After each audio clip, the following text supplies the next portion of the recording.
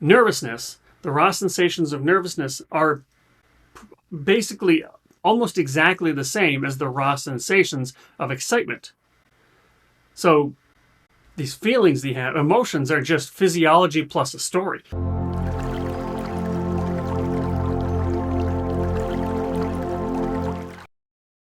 Welcome back to another Deep Dive with Derek. I'm your host, Derek, but I want you to call me D-Rock. My friends call me D-Rock. Here with another reaction video. If you're new here, I'd like to personally invite you and say welcome to this channel. In this channel, we take a look at music through the lens of meaning and valued living. Meaningful living, what does that mean? That means we're using lenses like resilience and growth and mindfulness, purpose, mindsets, narratives, personal values, basically all the tools that we have that we can use to create and live a meaningful life. And that includes both the upside of life and learning and growing and dealing with the dark side of life.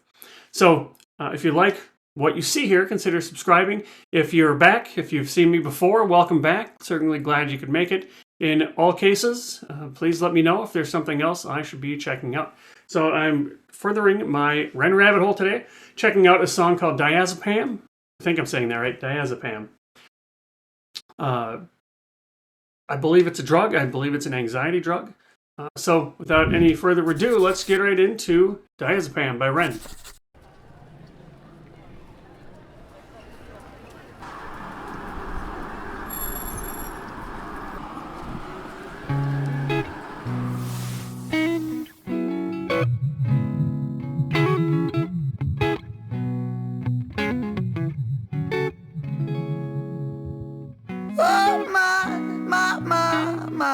I seen it feel so much better when it came. All right, so it looks like he's not going to give me the lyrics, so I'm on my own. So bear with me for a second while I get these lyrics. All right, here we go. Mixing chemical kitchen filled my brain destruct. Oh, diazepam me. Turn that volume down on my demons and he give me relief just for a second and he make it all so numb. Oh, why diazepam do you make me feel like everything's not dissolving? Spinning doors are revolving. Swallow a tablet, I'm overindulging. I've tried diazepam to be the optimist and resist cards folding. You're the crutch that I'm holding. Don't want tomorrow, cause right now I'm golden. Interesting. Okay, so he's talking to the pill. That calls for a shot of caffeine here. Oh, caffeine. Okay. So he talks about feeling numb. He talks about the diazepam dialing down and quieting his demons, which, admittedly, I'm out of my element here. The medical side of mental health I know very little about. I know just enough to pretend I know what I'm talking about, but that's all it is just pretending. But one thing is for sure is that to do their job, this is like what Brene Brown says. If you numb the downside of life, you also numb the upside of life. So your range of experiences shrink like this. So it will start to, or tends to start to feel like you are a zombie. Because I'm not feeling the bad, but it also means I'm not feeling the good. And for most of us, that actually,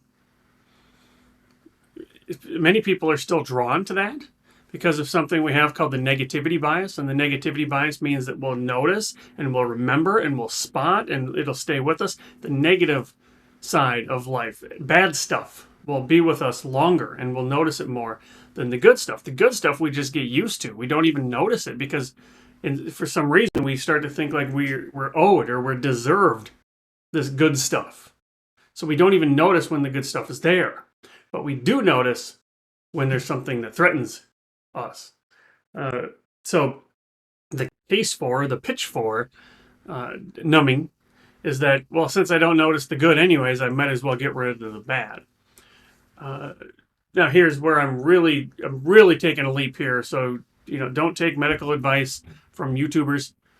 So in the world of mindfulness, again, and I say these things, this is the caveat, or this is the disclaimer. I say these things and they sound simple, and they can be simple, but simple is not the same as easy.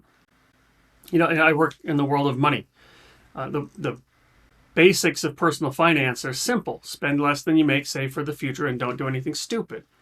Right? But how many people struggle with that? The basics of health are pretty easy. Consume fewer calories than you burn. Or, you know, try to keep that equal, I guess, if you're trying to maintain. But implementing it, that's not easy. Right? So it's kind of the same thing. So mindfulness is the process of learning to accept and experience life as it is, without trying to change it, without trying to pass any judgments on it. So through the lens of mindfulness, good and bad are just value judgments. They just are, they're whatever. The experiences just are. They're not good or bad until you assign it good or bad. And so if you can learn to become more mindful, and again, this takes years of practice to really get this, but you can just understand, you can just learn to identify the raw sensations, even of really terrible anxiety, even of really terrible depression. You can learn to acknowledge those feelings. And then once you've acknowledged those and say, okay, this is how it is, then you can learn, what can I do about it? What can be my next choice? Because if you pay attention, let's not use something so jacked up as anxiety, but let's take nervousness, anxiousness. I guess anxiousness you might say is anxiety, but nervousness. I'm scared, I'm nervous about doing something.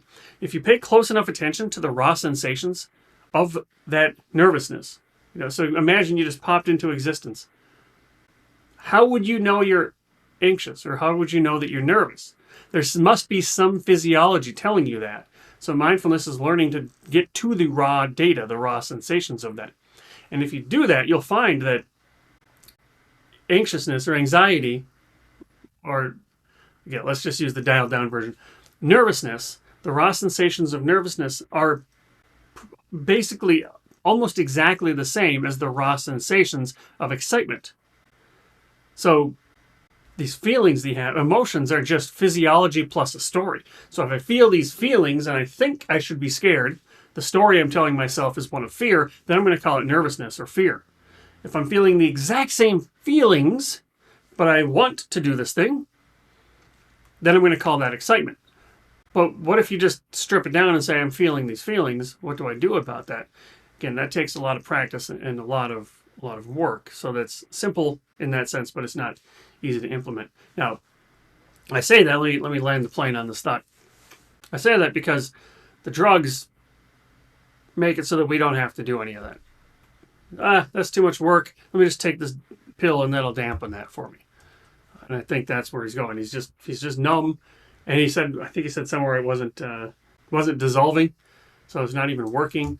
But just like any other drugs, as soon as you get used to it, then you need more to get it to keep having the same the effect. clutch that I'm holding, don't want tomorrow, cause right now I'm golden.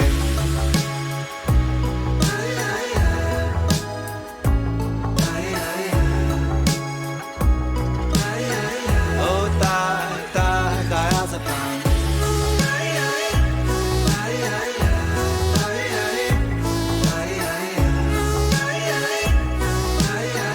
Don't lie, diazepam. Oh my, when you leave, why can't I breathe like you've stolen my very essence, my coding? Went for a swim and then drowned in your ocean. Don't lie. Okay, yeah, so this isn't exactly what we're saying, but this is why mindfulness gets, and Eastern traditions where mindfulness is really adopted, like Buddhism and things. Why do we call it good and bad? It's really the same thing. If something bad happens to me, it disrupts where I'm at. Okay, but what if something good happens to me? As we know, everything is temporary. So even if something good happens to me, eventually that good is going to be taken away, and taking away a good is also considered a bad, right? So everything then could be described as bad if you're using a negative view on it, which many of us do. So that whole bit there was about, you left me and now I'm panicked because I don't have that drug in my system anymore. Swim and then drowned in your ocean. Don't lie, diazepam. You promised me the world, but now I'm rotting and molding.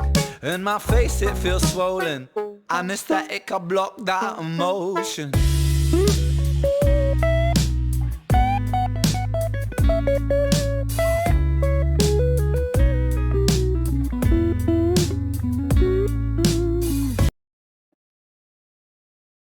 have I just missed it?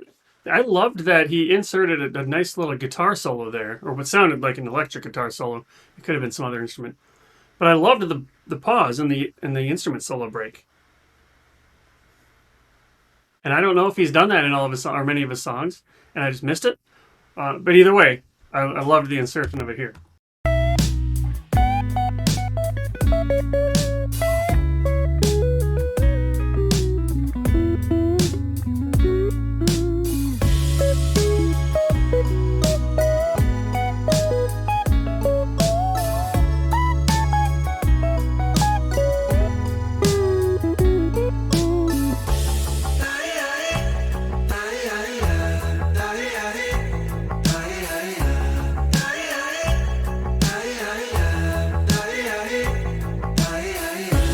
Synesthetic dreaming, I'm carried away. Anesthetic bleeding, a place for the pain. Self-destructive healing is one and the same. Oh, diazepam. Synesthetic dreaming, I'm carried away.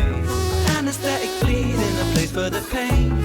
Self-destructive healing is one and the same. Don't lie, diazepam.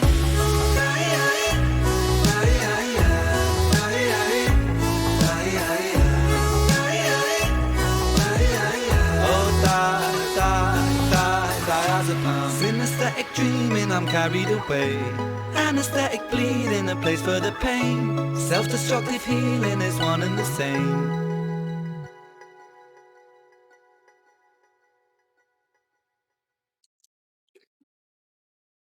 Okay.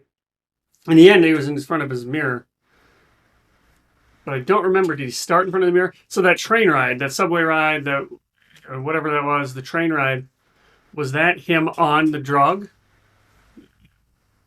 And then at the end, the drug wore off and he wasn't on the train anymore? I don't know. That was a total Hail Mary pass there. But anyway, this was it sounded like a conversation between him and the drug, and it gave me elements of, I like how you make me feel. I don't like when you go away because you numb the world. And right now I'm in a place where I need the world to be numbed. And that includes everything. I don't want to feel anything because it seems like all that I'm feeling is the downside. But then of course this wears off, and then now what? I need more. So almost maybe the dangers of addiction. I don't know. Tell me what you think. I'd love to hear what you think. How does this song hit you? What are the parts that you like? What are the parts that I might have missed? Let me know what else I need to be listening to as well. And if you liked this, please make sure to give this a like. That way I know that this is the kind of thing that you are interested in, and I'll keep doing more of it. Otherwise, please leave me your feedback with things I need to be doing more of, things that I'm not doing enough of, other things I need to be reacting to, and I look forward to continuing my writing journey. Hey, D-Rock again. Thanks for watching. I hope you enjoy what I'm doing here. If this kind of thing is interesting to you, and especially if you like those bad drawings at the beginning, you might be interested in my weekly newsletter. It explores money's role in a meaningful life. So you can check that out at meaning.blog if you want. It takes this and it goes a lot deeper. So if you like that, check it out. Let me know what else I should be doing, what else I could be doing, and I'll see you here next time.